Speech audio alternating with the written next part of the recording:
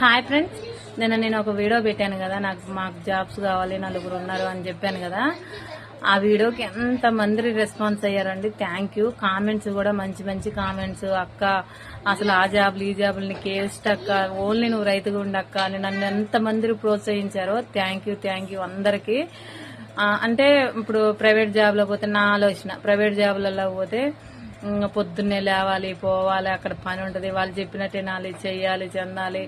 ఆ కష్టమే ఉంటుంది ఫ్రెండ్స్. అవును, అదే రైతు వారికి అయితే మనకి ఇష్టం వచ్చినప్పుడు వెళ్ళొచ్చు, మనకి ఇష్టం వచ్చినప్పుడు రావచ్చు. అవును ఫ్రెండ్స్, ఎందుకంటే మనం ఒకళ్ళ కింద చేయం కదా, రైతే రాజు అంటారు కదా.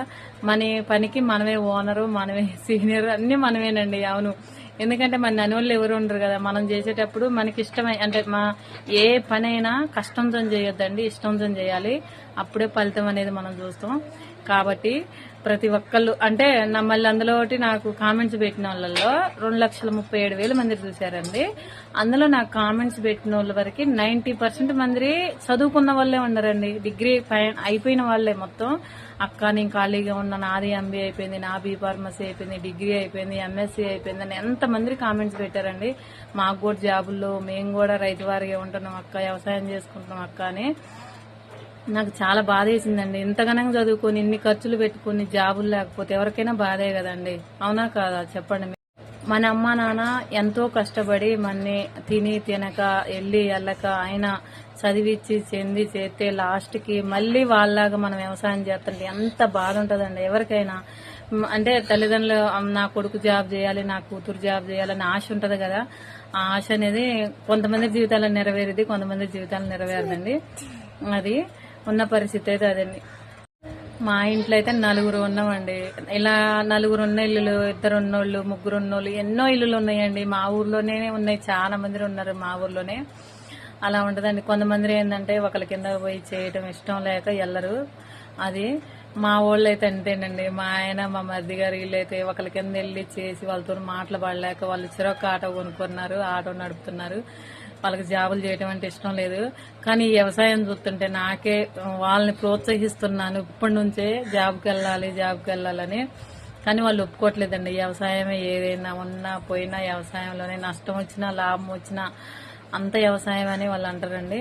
కాబట్టి ఆ విషయంలో మటుకి ఆనందించాలి. ఎందుకంటే వాళ్ళు రైతుని మటుకు వదిలిపెట్టరు, పంటల మటుకు పండేయకుండా అయితే వదిలిపెట్టరండి. ఎంత కష్టం వచ్చినా నష్టం వచ్చినా.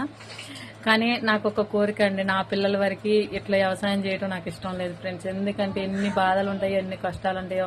ఒక్క మళ్ళీ దిగినవంటే ఆ మళ్ళీ పాము ఉంటుందో, తేలు ఉంటుందో, ఏముంటుందో తెలియదు. ప్రాణాలు దిగిచ్చి మనం వ్యవసాయం చేయాలి. ఎందుకంటే ఇప్పుడు మందు కొట్టేటప్పుడు కానీ, మందు చల్లేటప్పుడు కానీ ఫస్ట్ లో అయితే వేసినప్పుడు బాగానే కనిపిస్తుందండి. తర్వాతకి కొంచెం పెద్ద అయినాక అందులో కాలు పెడితే ఏముంటుందో కూడా తెలియదండి.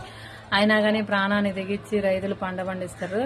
కానీ రైతుకు న్యాయం లేదు. అంటే నేను ఊరికే ఇట్లా రైతుకు న్యాయం లేదని చెప్తున్నాను మీరు అనుకోవచ్చు, కానీ ఇది వాస్తవం అండి. ఎక్కడైనా చూడండి, పంట నోటి దగ్గరకు వచ్చేదాకా కూడా మంచిగా ఉంటుందా ఉండదా, పంట చేతికి వచ్చిద్దా రాదా, వర్షం ఏదో ఒకటి ఆటంకం వస్తూనే ఉంటదండి. ఇప్పుడు ఇంత ఘనంగా పండిస్తాం కదా, కోతల టయాన అసలు అప్పుడు వర్షాలు వచ్చే టైమే కాదు, ఖచ్చితంగా వర్షం ఎవరినో ఒకళ్ళు ముంచిపోయిద్దండి. అందరినీ రైతులని అన్యాయం చేసిపోయింది అది.